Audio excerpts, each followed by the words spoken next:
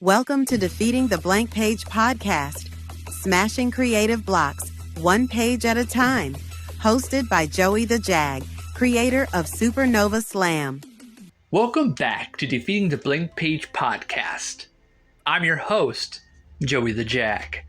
And today I want to talk about something deeply personal to my creative journey. Why I chose to create my webcomic, Supernova Slam, in a manhwa-inspired black and white style with grays instead of going full manga or full color webtoon. This choice wasn't random. It's about storytelling, practicality, and ultimately making a comic that feels true to me while also delivering an experience that's unique and memorable for readers. Every creator faces this question at some point. What style should I make my comic in? Should it be in color, like most webtoons? Should it go traditional manga, all black and white line work? Or should it be something in between? For months, I struggled with this decision. But the more I thought about it, the clearer it became. Supernova Slam isn't just another fantasy comic. It's a story that blends mockumentary-style humor with shonen-inspired action. To hit that balance, I needed a style that wasn't just pretty but functional, something that supported both the comedy and the drama. Let's be honest, full color is gorgeous. Webtoons thrive on it, and color brings worlds to life, but coloring isn't my strongest suit right now. I'm still learning how to handle palettes, harmonies, and rendering. And if I force myself to go full color too early, it would slow me down, burn me out, and possibly kill my momentum. Supernova Slam is meant to be a long, evolving saga. So for me, starting in black and white is a way to focus on the essentials: character design, panel flow, expressions, timing, and storytelling beats. On the other hand, pure manga, crisp line art, heavy screen tones, stark contrast, felt too rigid. Don't get me wrong, I love manga, but my story has a satirical mockumentary tone where sometimes the humor is in the details, the background gags, or the awkward silence. I felt like manga's intensity might drown out those moments. I didn't want every panel to scream drama. I needed flexibility.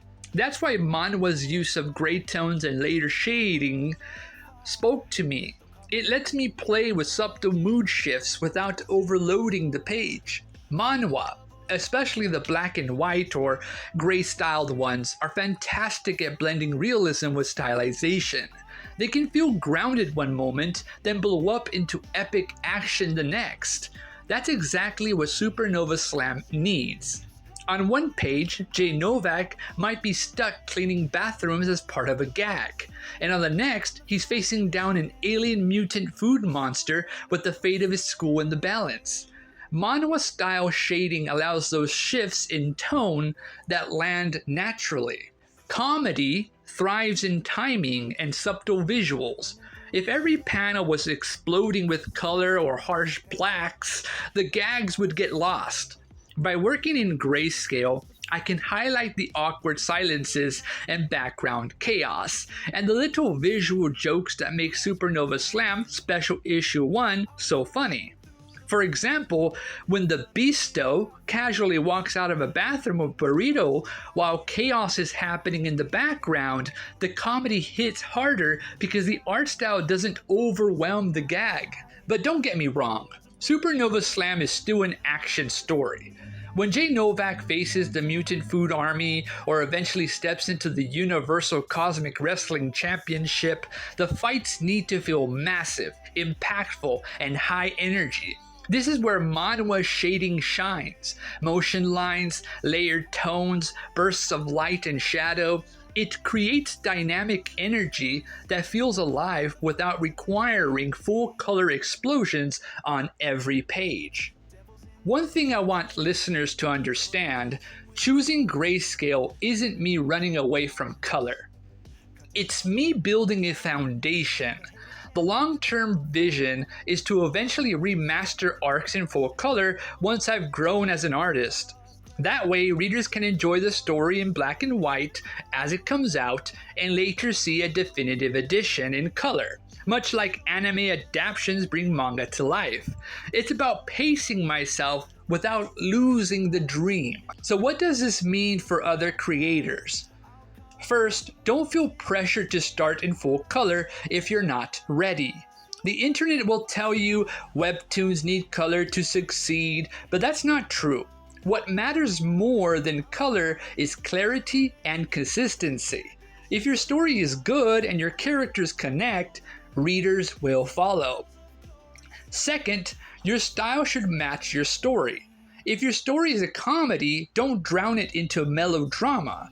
If your story is action heavy, make sure your panels are clear and high energy. Think about what your story needs, not what's expected. For me, manhwa grayscale is a sweet spot between comedy, action, and drama. One thing I realized is that the combination of mockumentary humor, shonen energy, grayscale manhwa art feels fresh. It's not something you see every day. It's the same philosophy as, let's say, One Punch Man. Take familiar genres and remix them in unexpected ways. For Supernova Slam, the blend creates a story that can feel like The Office one moment, Dragon Ball Z the next, and Scott Pilgrim the next. From a business perspective, grayscale is also more efficient. It lets me produce more pages without burning out on color, and the consistency makes it easier to compile volumes, specials, and anthologies for print. Later on, I can revisit and enhance arcs with color for collector's editions. This dual approach is not just creative, it's marketable. On a personal level, choosing manhwa grayscale has freed me creatively. Instead of stressing over color palettes, I can focus on improving my drawing, paneling, and storytelling. It's also a reminder that it's okay to start where you are. I'm not waiting for perfection. I'm making comics now. So where does this lead? Right now, I'm finishing Supernova Slam Special Issue 1, The Best in the Universe in grayscale. After that, I'll move into Episode 1 of the Pepper Cake Punch arc. With each release, I'll learn, refine, and get closer to the full vision, one step at a time. To wrap this up, choosing your style is less about what's trendy and more about what lets you tell your story effectively. For me, that's manhwa grayscale. For you, it might be something else. The key is to be intentional, to experiment, and to keep creating. That's how you defeat the blank page. Thanks for tuning in. I'm JoeyTheJag.